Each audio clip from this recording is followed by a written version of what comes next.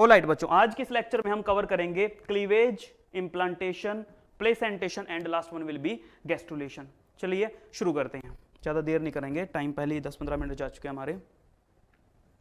देखो बच्चों, मैंने आपको फर्टिलाइजेशन तक बता दिया था और फर्टिलाइजेशन के बाद हमने जाइगोट बना दिया था, क्लीवेज भी हमने स्टार्ट कर दिया था, राइट।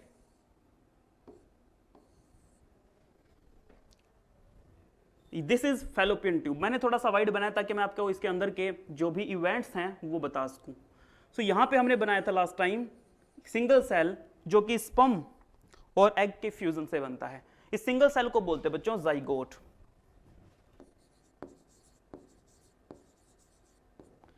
उसके बाद इसमें डिवीजन स्टार्ट हो जाता है और डिवीजन जो है पूरे के पूरे साइटोप्लाज्म के बीचों बीच होता है। मैं ऐसा क्यों बोल रहा हूं, लाइक दिस, पूरा का पूरा साइटोप्लाज्म दो में डिवाइड हो जाता है। इस तरह के डिवीजन को हम बोलते हैं होलो ब्लास्टिक डिवीजन। होलो ब्लास्टिक डिवीजन।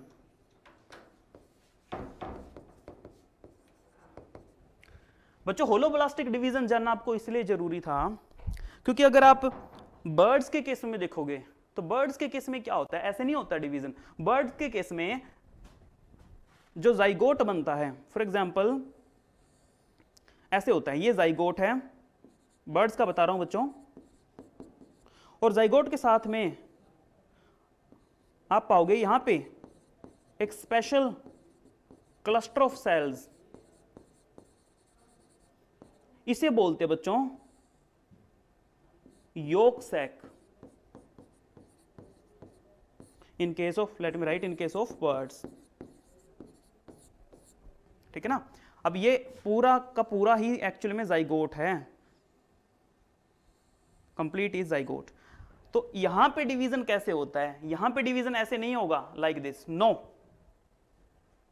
यहां पे डिवीजन होगा बच्चों सिर्फ इसके अंदर, जो ये जाइगोट है ना, मतलब ये जो नीचे वाला पोर्शन, योक सैक से अलग जो पोर्शन है, लाइक दिस, ठीक है। बट इसमें कंप्लीट में डिवीजन नहीं हो रहा है, तो इस तरह के डिवीजन को हम बोलेंगे meroblastic division. Such division is called meroblastic division. लेकिन यहां पे पूरी की पूरा जो ये हमारा जाइगोट था वो दो पार्ट में डिवाइड हो गया। यहां पे पूरा जाइगोट दो पार्ट में डिवाइड नहीं हुआ बच्चों, यहां पे सिर्फ ये जो नीचे वाला पोर्शन है ये दो पार्ट में डिवाइड हुआ है, लेकिन yolk sac as it is है। अगर ये ऐसे होता, अगेन ऐसे करके यहां से यहां तक, तब हम इसको होलोब्लास्टिक बोलते, लेकिन ये ऐसे नहीं हो रहा है, ये हो रहा है ऐसे, लाइक दिस। ओके, क्या दोनों में डिफरेंस समझ में आया, यस और नो? Yes sir. चलिए अब अगेन इस पे आ जाओ। 2 से फिर 4 सेल बनेंगे,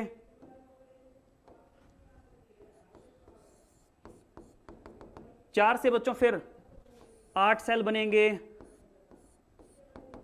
ठीक है ना। 8 से 16 सेल वाली स्टेज आ जाएगी, जिसने हमने लास्ट लेक्चर में बोला था मोरूला, मलबरी लाइक। और ये जो सेल्स जो बनती जा रही है डिवीजन से, इन्हें बोलते हैं बच्चों ब्लास्टोमियर्स। तो यहां पे आप देख रहे हो 8 to 16 ब्लास्टोमियर्स अपीयर हो रहे हैं। देन मोरूला एंटर कर रहा है बच्चों यूट्रस में। याद रखना, मोरूला फैलोपियन ट्यूब से निकल गया और कहां पे आ चुका है, यूट्रस के अंदर। और इसमें डिवीजन जारी है, तो नंबर ऑफ सेल लगातार बढ़ते जा रहे हैं, बढ़ते जा रहे हैं, बढ़ते जा रहे हैं, and finally you will see a new structure. I think ज्यादा बड़ा बना दिया, इतना बड़ा ठीक नहीं है, छोटा कर लेते हैं इसको, लाइक दिस। इसके अंदर बच्चों आप देखोगे कि जो ब्लास्टोमियर है ना वो ऐसे साइड में सेट हो गए हैं, दीज आर ब्लास्टोमियर्स। और बच्चों बहुत सारी जो सेल्स है, बहुत सारी जो ब्लास्टोमियर सेल्स है वो एक तरफ इकट्ठा हो गई है, लाइक दिस।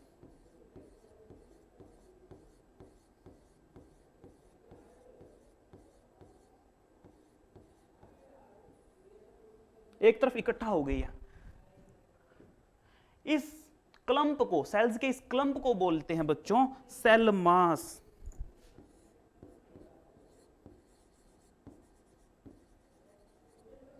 और ये जो पेरिफेरी की तरफ ये जो कंप्लीट आपको लेयर दिखाई दे रही है, जहां पे पतले पतले सेल्स आपको दिखाई दे रहे हैं, इस लेयर को बोलेंगे बच्चों ट्रोफोब्लास्ट।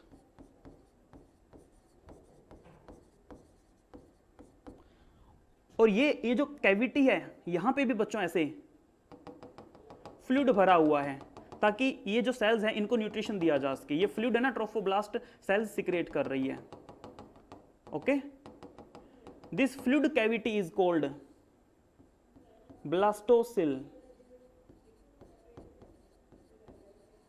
तो बच्चों ब्लास्टोसिल सबसे पहले आपको किस स्ट्रक्चर में दिखाई दे रही है? क्या इससे पहले किसी भी स्ट्रक्चर में आपको ब्लास्टोसिल अपीयर हुई है? नो, यहां पे पहला स्ट्रक्चर है जहां पे ब्लास्टोसिल अपीयर हुई है।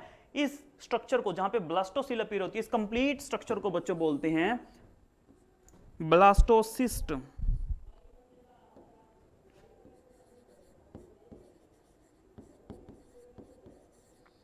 या इसको बोल सकते हो आप blastula.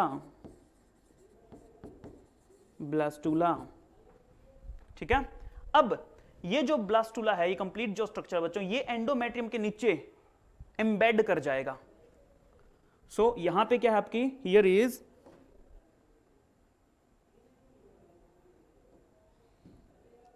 The glandular epithelium, glandular layer that is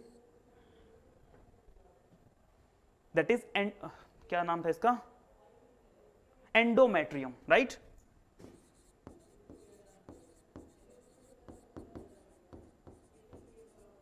तो बच्चों ये जो ब्लास्टुला है, ये एंडोमेट्रियम के नीचे इंबेड हो जाएगा, यहां पे ऐसे लाइक दिस। यहां पे सेल मास है और ये यहां पे इंबेड हो चुका है, ठीक है ना। एंडोमेट्रियम के नीचे जब ब्लास्टुला सेट हो जाता है, फिक्स हो जाता है, इंबेड हो जाता है, अब बच्चों इस चीज को, इस प्रोसेस को हम बोलते हैं इंप्लांटेशन। हम बोलेंगे कि इंप्लांटेशन हो गई है। So this thing is called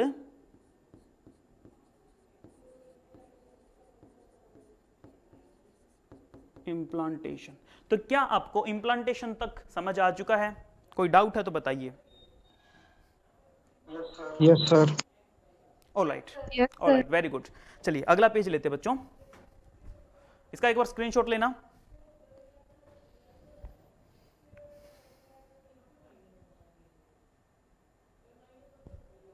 done? Yes sir. Okay, cleavage हमने समझ लिया। तो ये पूरा प्रोसेस था क्लीवेज। क्लीवेज का मतलब होता है बच्चों डिवीजन। तो हमने देखा कि सेल्स डिवाइड कर रही है, लेकिन क्लीवेज एक स्पेशल तरह का माइटोटिक डिवीजन है जहां पे नंबर ऑफ सेल तो इंक्रीज हो रहा है। क्लीवेज क्या बच्चों, एक स्पेशल टाइप का माइटोटिक डिवीजन जहां पे नंबर ऑफ सेल तो इंक्रीज हो रहा है, लेकिन साइटोप्लाज्म इंक्रीज नहीं हो रहा है, साइटोप्लाज्म डिक्रीज हो रहा है। साइटोप्लाज्म क्या हो रहा है, डिक्रीज। ये चीज ध्यान रखनी है आपको। क्लीवेज के बाद इंप्लांटेशन हुई। इंप्लांटेशन में हमने देखा कि ब्लास्टुला जो वो फिट हो चुका है एंडोमेट्रियम के नीचे जाकर के। अब क्या होगा? So next,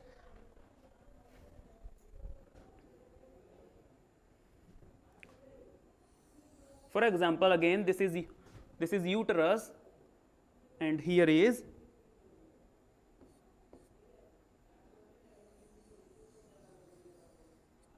this layer is endometrium,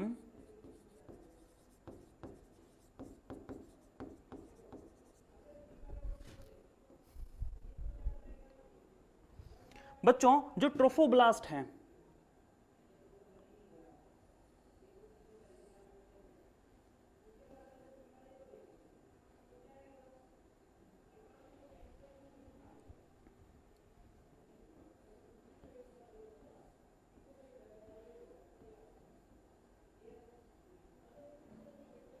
इस साइड में है इनर सेल मास,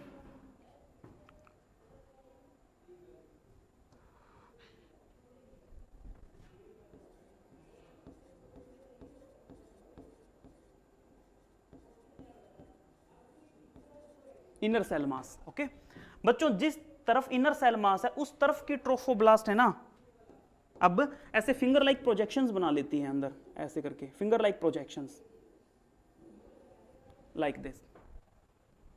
बच्चों इन फिंगर लाइक प्रोजेक्शंस को हम बोलते हैं कोरियोनिक विलाय, कोरियोनिक विलाय, ठीक है। अब मदर का जो टिश्यू है वो भी इसके बीच बीच में इंबेड हो जाएगा, ठीक है ना। मदर का जो टिश्यू है बच्चों वो भी इसके बीच बीच में फिट हो जाता है। सो एक तरफ बेबी का टिश्यू है, एक तरफ मदर का टिश्यू है, लाइक दिस, ऐसे फिट हो जाता है। मतलब देखो ऐसे like this fetal, you can say chorionic villi और फिटल टिश्यू, और एक तरफ मदर का टिश्यू जिसे आप बोलोगे maternal tissue. So fetal tissue और मैटरनल टिश्यू बच्चों आपस में ऐसे फिट हो गए हैं। This is called interdigitation, this is called interdigitation.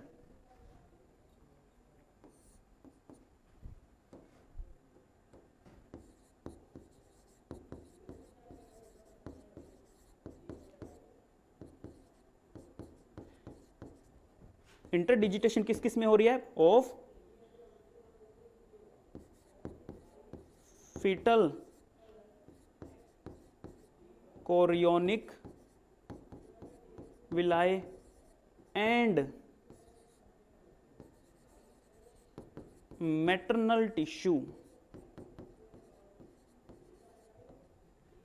इंटरडिजिटेशन का मतलब क्या है? इंटरवर्ड जहां पे भी आ जाए, इंटरवर्ड बच्चों जहां पे भी आ जाए इसका मतलब होता है दो के बीच में। डिजिटेशन, डिजिट्स बोलते हैं उंगलियों को, ठीक है ना। इंटरडिजिटेशन तो जैसे उंगलियों के अंदर उंगलियां फंस गई हो, तो इस तरह का एक कनेक्शन बिल्ड हो गया है, इसीलिए इसको बोल रहे हैं इंटरडिजिटेशन। सो इस इंटरडिजिटेशन से जो ये स्पेशल स्ट्रक्चर बिल्ड हुआ है, इस स्ट्रक्चर को हम बोल देंगे बच्चों दिस स्ट्रक्चर। अब मैं इसको हटा दूंगा, ये देखिए अगेन दिस स्ट्रक्चर, इसे बोलते हैं प्लेसेंटा। मैंने इसको जानबूझ के हटाया वहां से, अदरवाइज आपको लगेगा कि वो इसका पार्ट है कोई, ठीक है ना, प्लेसेंटा। सो बच्चों जो कुछ भी हो रहा है, मां जो कुछ भी खाएगी वो बेबी तक पहुंचेगा, प्लेसेंटा के थ्रू पहुंचेगा। बेबी के अंदर जो भी वेस्ट बनेगा वो कहां से बाहर निकलेगा? प्लेसेंटा के जरिए। मां ऑक्सीजन लेगी, बच्चे तक कैसे पहुंचेगी? प्लेसेंटा से। बच्चे के अंदर CO2 प्रोड्यूस होगा, बाहर कैसे निकलेगा? प्लेसेंटा से। क्योंकि बच्चे के लंग्स तो इनएक्टिव स्टेट में है जब तक कि वो उसका जन्म नहीं हो जाता। जन्म के बाद बच्चा सांस लेना शुरू करता है, जन्म के बाद उसके लंग्स काम करना शुरू करते हैं। So the most important thing कि गैसेस एक्सचेंज प्लेसेंटा के थ्रू हो रहा है। न्यूट्रिशन का जो एक्सपोर्टेशन हो रहा है या ट्रांसपोर्टेशन हो रहा है प्लेसेंटा के जरिए हो रहा है। तो बहुत सारे काम कर रहा है प्लेसेंटा। बच्चों प्लेसेंटा के बनने को ही हम बोलते हैं प्लेसेंटेशन। तो अभी हमने समझा कि trophoblast towards inner cell mass, वो क्या कर रही है? वो इंटरडिजिटेशन कर रही है, ठीक है ना। वो कोरियोनिक विलाई फॉर्म कर रही है और वो कोरियोनिक विलाई मैटरनल टिश्यू के साथ इंटरडिजिटेशन करके एक स्ट्रक्चर बना रहे हैं बच्चों, जिसे आपने बोला placenta. So it forms placenta. और बच्चों प्लेसेंटा बनने की इस पूरी रामायण को ही हम बोलते हैं प्लेसेंटेशन।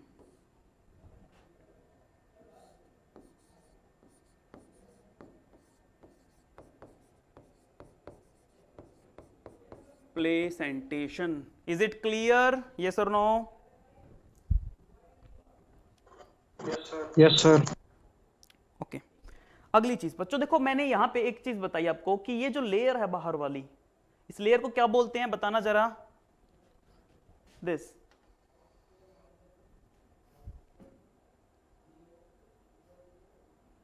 ट्रोफोब्लास्ट। ट्रोफोब्लास्ट। बच्चों ट्रोफोब्लास्ट एक हार्मोन भी सिक्रेट करती है, और ट्रोफोब्लास्ट बहुत पहले बन चुकी है। देखो मैंने आपको बताया, हाँ यहां पे जब आपका ब्लास्टुला बना है तभी क्या तैयार हो चुकी है? ट्रोफोब्लास्ट तैयार हो चुकी है। बच्चों ये ट्रोफोब्लास्ट ना एक स्पेशल हार्मोन भी सिक्रेट करती है। ये सिक्रेट करती है बच्चों HCG हार्मोन। HCG क्या है बच्चों? Human chorionic gonadotrophin. What is HCG? It is human chorionic, मैं यहां पे लिख देता हूं, थोड़ा सा छोटा लिखूंगा, आई होप आपको दिख जाएगा। Human chorionic gonadotrophin. It is very important hormone to maintain metabolism, ठीक है ना, क्योंकि यहां पे मेटाबॉलिक रेट अब है ना बढ़ जाएगी, इधर से बेबी की रिक्वायरमेंट बढ़ रही है, तो मेटाबॉलिज्म बहुत ज्यादा हो रहा है यहाँ पे। उस मेटाबॉलिज्म को मेंटेन करने के लिए ट्रोफोब्लास्ट क्या सिक्रेट कर रही है? HCG।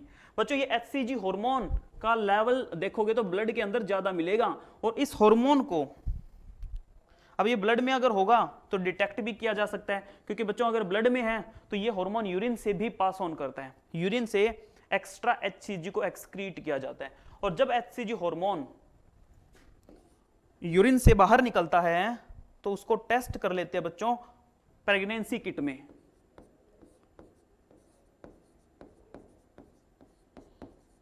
मैंने बोला है कि HCG यूरिन से निकलता है, एक्स्ट्रा जो HCG होता है, तो बच्चों यूरिन टेस्ट जब करते हैं तो यूरिन टेस्ट से ये पता चल जाएगा कि HCG बन रहा है, यानी कि प्रेगनेंसी को कंफर्म करने के लिए आप कौन से हार्मोन का यूज करेंगे? यू विल यूज HCG, ठीक है।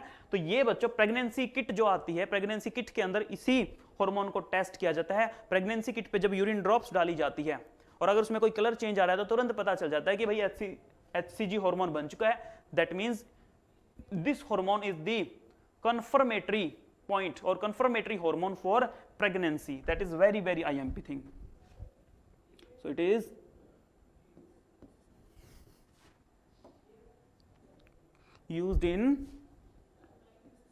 used to confirm pregnancy.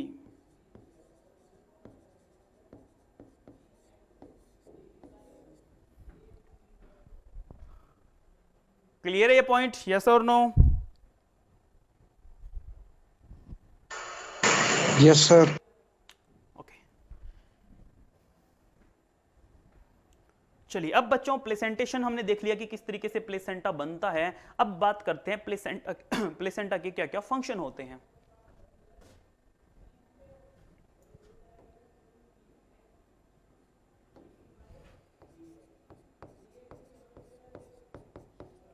Functions of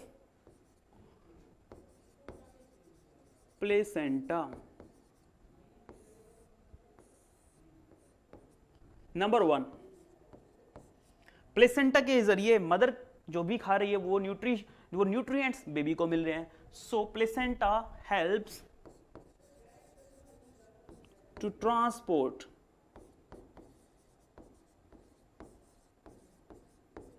nutrients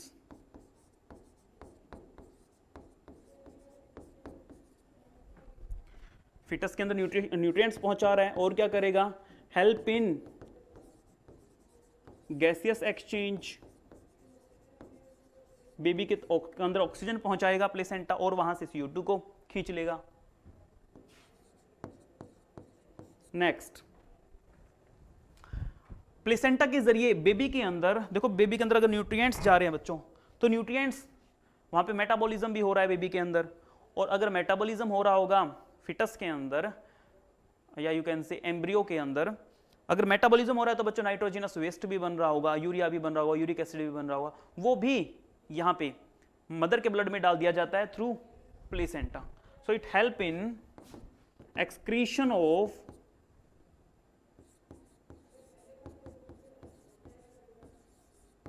nitrogenous waste.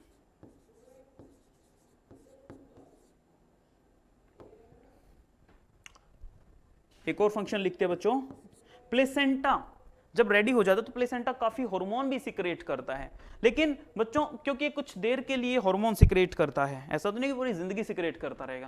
भाई प्लेसेंटा बना है, प्रेगनेंसी में सिक्रेट करेगा, ठीक है ना, 8 महीने 9 महीने सिक्रेट करेगा, तो एक पर्टिकुलर टाइम में ही सिक्रेट करता है, पूरी जिंदगी में हमेशा नहीं है ये। इसे हम बोलेंगे टेम्परेरी एंडोक्राइन ग्लैंड, जैसे कि कॉर्पस ल्यूटियम को हमने बोला था, सिमिलरली ये भी बच्चों it acts as temporary endocrine gland.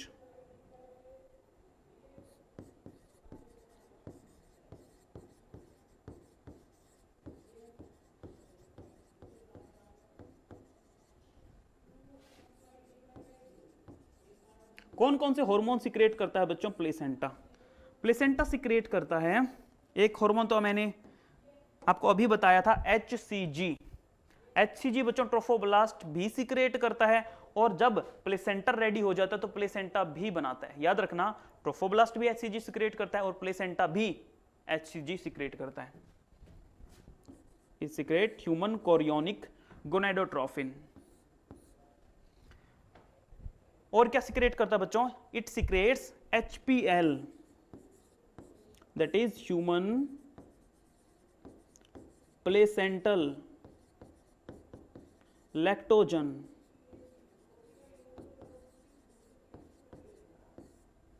And then the very important hormone estrogen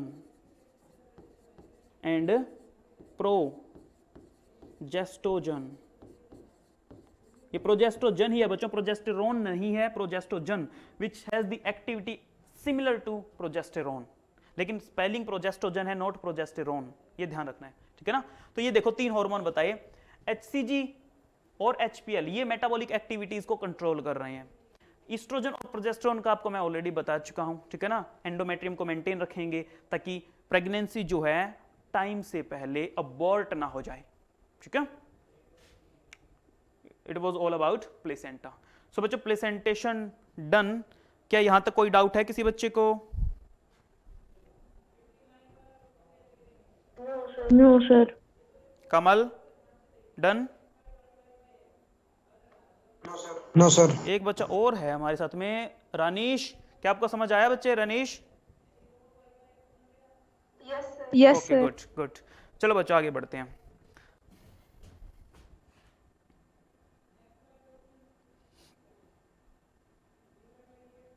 देखिए मैंने जब स्टार्टिंग की, मैंने यहाँ पे 4 चीजें लिखी हुई है। क्लीवेज हमने सीख लिया, प्लेसेंटेशन भी हमारा हो गया, सॉरी इम्प्लांटेशन भी हो गया, अब प्लेसेंटेशन भी हो चुका है। उसके बाद में अब पहुंच चुके हैं गैस्ट्रुलेशन पे। ये गैस्ट्रुलेशन क्या होता है बच्चों?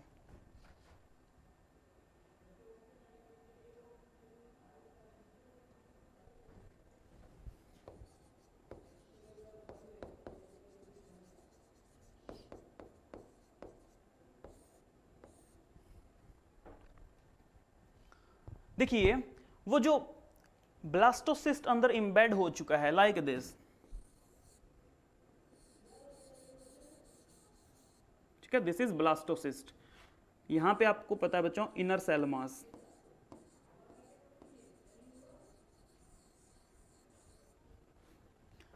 अब यहां पे ये जो इनर सेल मास है ना बच्चों, ये इनर सेल मास, इसके अंदर काफी सारे चेंजेस आएंगे, सेल्यूलर डिवीजन होंगे, और फाइनली ये जो इनर सेल मास है इससे बच्चों जर्म लेयर्स बनेगी। इससे क्या बनेगी? Germ layers. तो फॉर एग्जांपल सिंपल रखते हैं इस टॉपिक को, ज्यादा कॉम्प्लिकेटेड नहीं कर रहे हैं हम। मान लीजिए ये एक जर्म लेयर है बच्चों, सबसे बाहर वाली। इस आउटर मोस्ट जर्म लेयर को हम बोलेंगे एक्टोडर्म। एक्टोडर्म। जो सबसे अंदर वाली रहती है उसे हम बोलते हैं एंडोडर्म। और जो इनके बीच में प्रेजेंट है दैट इज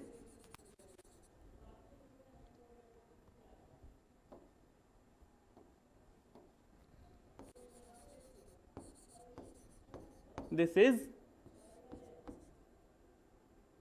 मुझे ना इसको बीच में लिखना चाहिए क्योंकि दोनों के ना बीच में प्रेजेंट है यहां की बजाय, सो दैट थोड़ा और ज्यादा बेटर लगेगा।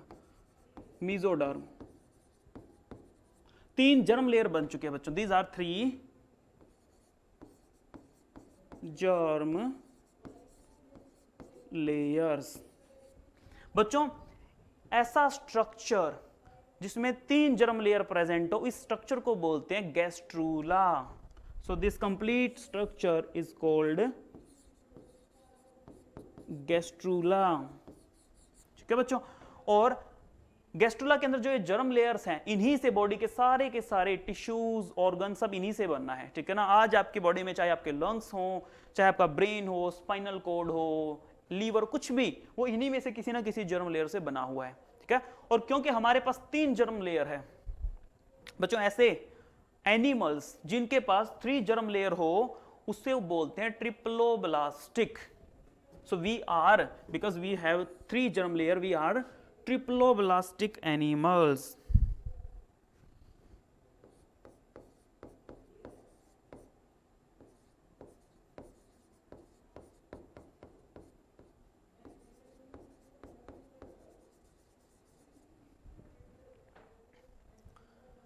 Okay okay?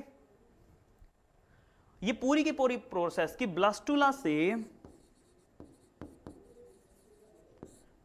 से बच्चों गैस्ट्रुला बनना, this is called gastrulation. This is called gastrulation. Is it clear? Yes sir. Yes, sir. अब बच्चों एक चीज यहां पे नोटिस करना. Yes, sir. ये मैंने आपको क्या बताया, this is inner cell mass. This is inner cell mass. Inner cell mass. Inner cell mass के पास बच्चों बहुत स्पेशल सेल्स होती हैं. कौन सी स्पेशल सेल्स होती है इसके पास में? This inner cell mass has very special cells called stem cells, और you can say mother cells. बच्चों स्टेम सेल्स वो सेल्स होती है जो टोटीपोटेंट होती है. These are totipotent cells. Totipotent cell का क्या मतलब होता है? टोटीपोटेंट बच्चों उसको बोलते हैं जो सेल नई सेल्स को बना सकती है, न्यू सेल्स को, नई अलग अलग तरह की नई नई सेल्स को बना सकती है, उन्हें हम बोलते हैं totipotent cells. So your stem cells are totipotent cells because they can give rise to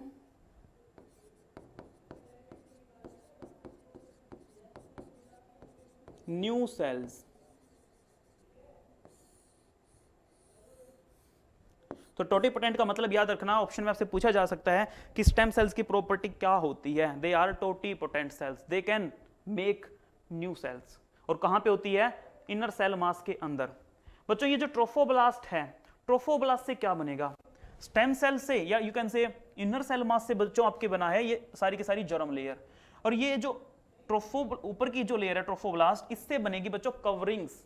ठीक है ना, जो ऊपर की कवरिंग होती है बेबी के, जो प्रोटेक्टिव कवरिंग्स होती है, वो आपकी बनती है ट्रोफोब्लास्ट से. ठीक है, तो चलिए अब नेक्स्ट स्ट्रक्चर पे मूव ऑन करते हैं. एक बार इसका स्क्रीनशॉट मारो जल्दी से.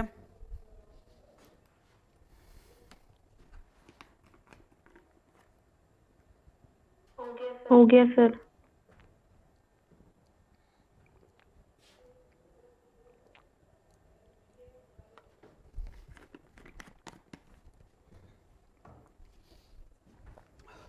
चलिए जी आगे बढ़ते हैं.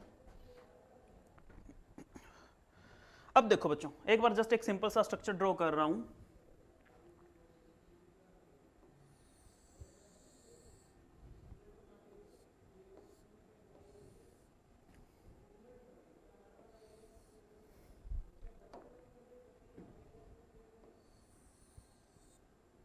क्या बन रहा है ये?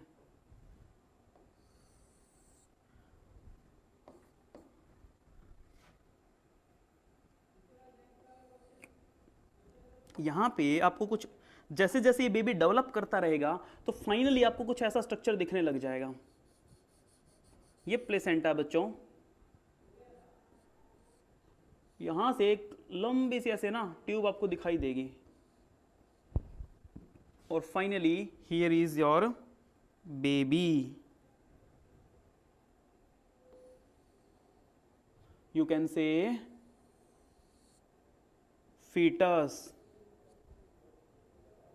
थोड़ा सा इसको कूल टाइप बना देते हैं, कैप वैप लगा के, यंकी शंकी डूड बना दिया हमने इसको, है ना. This is baby. हा हा. सो देखो बच्चों, कभी कभी हम बोलते हैं फीटस, कभी बोलते हैं एम्ब्रियो. ठीक है ना, embryo, foetus, embryo. What is the actual difference? कब आप फीटस बोलोगे, कब आप एम्ब्रियो बोलोगे? तो एम्ब्रियो शुरू में आपको पता है जाइगोट जब डेवलप कर रहा है तो उसको कब तक एम्ब्रियो बोलोगे? तब आप उसको एम्ब्रियो बोलोगे up to 8 weeks. That is a very very IMP thing. Embryo word आप यूज करोगे अप टू 8 वीक्स और यू कैन से 2 मंथ तक, ठीक है ना। उसके बाद बेबी इतना डेवलप हो जाता है बच्चों कि आफ्टर 8 वीक आप उसको बोलोगे fetus. You will use the next word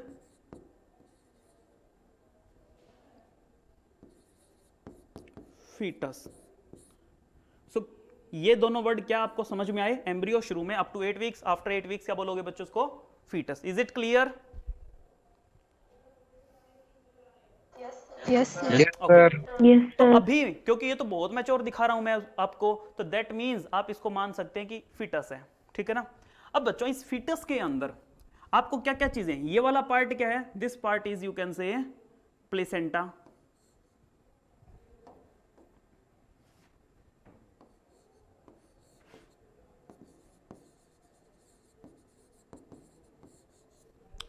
अब बच्चों देखो प्लेसेंटा से एक लंबी सी ट्यूब निकली हुई है जो बेबी के यहाँ पे अटैच है।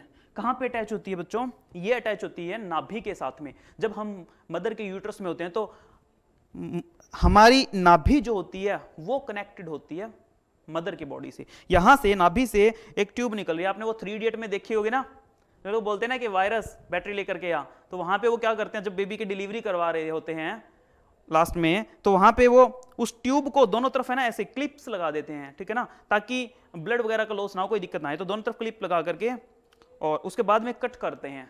तो वो जो ट्यूब थी उस ट्यूब को क्या बोलते हैं? ये वो ट्यूब होती है बच्चों जिसे उस टाइम पे कट किया जाता है। This tube is called umbilical cord.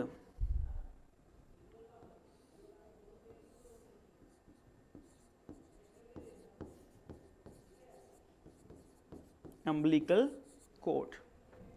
Okay, next thing, यहां पे पास में बच्चों आपको एक छोटी सी पाउच लाइक थैली दिखाई देगी ऐसे करके। This pouch like structure is called yolk sac.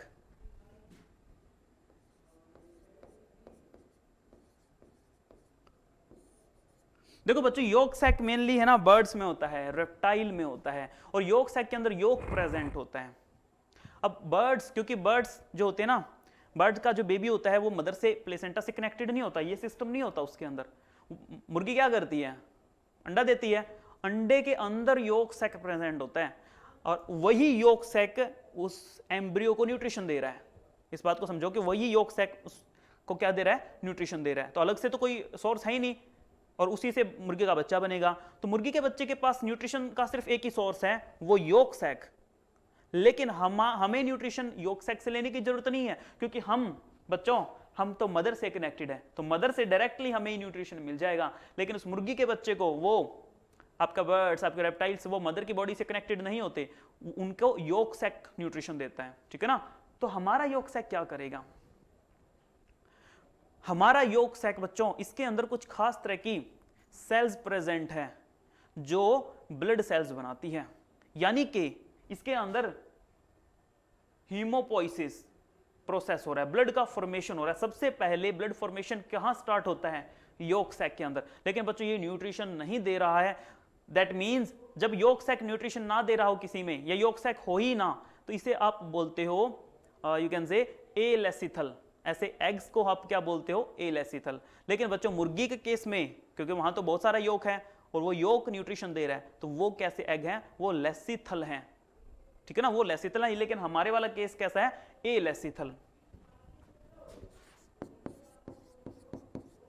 Because yolk is absent. Alecithal का मतलब क्या बच्चों? Yolk is absent. Yolk absent है, लेकिन योक सैक, थैला तो प्रेजेंट है ना, थैले के अंदर योक नहीं है, लेकिन थैला जो है वो काम का है। थैला बना रहा है ब्लड सेल्स। थैला क्या बना रहा है? Blood cells. It is making blood cells. तो बच्चों आपकी बॉडी में अगर आपसे कोई पूछे कि बिफोर बर्थ सबसे पहले हेमेटोपोइसिस या हीमोपोइसिस कौन करता है, ब्लड कौन बनाता है? योक सेल। उसके बाद जब बेबी का लीवर डेवलप हो जाएगा फिर लीवर ये काम करेगा। तो सबसे पहले आपकी बॉडी में ब्लड कौन बनाता है बच्चों? Yolk sac. उसके बाद लीवर बनाता है। और बच्चों जन्म के बाद आफ्टर बर्थ बोन मैरो ये जिम्मेदारी संभालती है।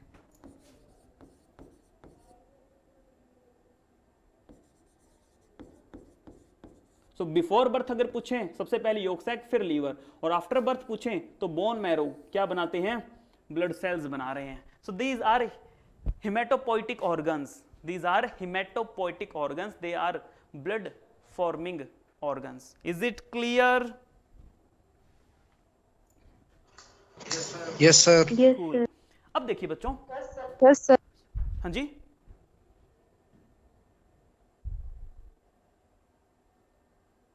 क्या हो गया बच्चों, कुछ बोला अभी सुनाई नहीं दिया, फिर से बोलना। कुछ नहीं सर। ओके बस हो गया, बस थोड़ा सा रह गया इसको। अब देखिए ये कोरियोनिक विला है बच्चों, ठीक है ना। अब इसके बाहर ऐसे करके एक आपको लेयर दिखाई देगी, एक protective layer like this. So baby के बाहर बच्चों ये जो प्रोटेक्टिव लेयर है, जो आउटर मोस्ट है, इसे हम बोलते हैं कोरियोनिक लेयर, या आप बोल सकते हो simply chorion. This is outer most. Chorion के बाद बच्चों आपको एक और लेयर दिखाई देगी,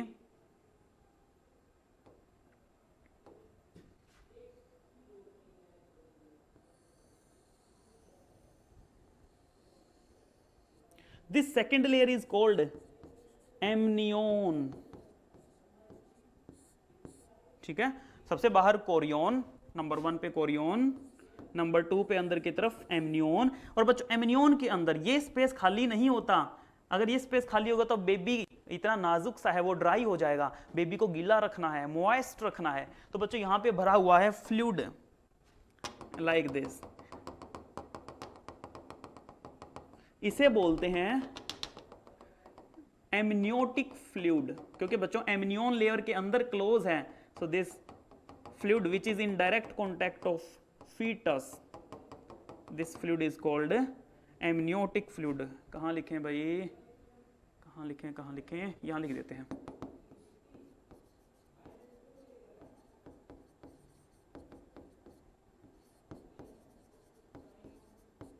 ठीक है, अंदर की तरफ ये है, सबसे बाहर कोरियोन, उसके बाद एमनियोन, एमनियोन के अंदर एमनियोटिक फ्लूइड, और फिर अंदर है फीटस। फीटस एम्बिलिकल कॉर्ड, और अम्बिलिकल कॉर्ड के आगे फिर प्लेसेंटा, और प्लेसेंटा के जरिए फिर न्यूट्रिशन का, ये न्यूट्रिएंट्स का, गैसेस का एक्सचेंज हो रहा है। So this is how the overall things takes place.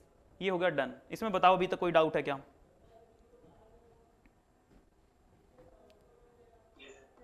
No sir.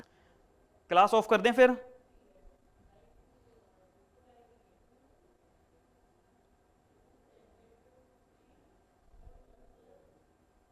एक बार देखते हैं कहाँ कोई कुछ रह तो नहीं गया लास्ट में, मैंने क्या क्या लिखा था।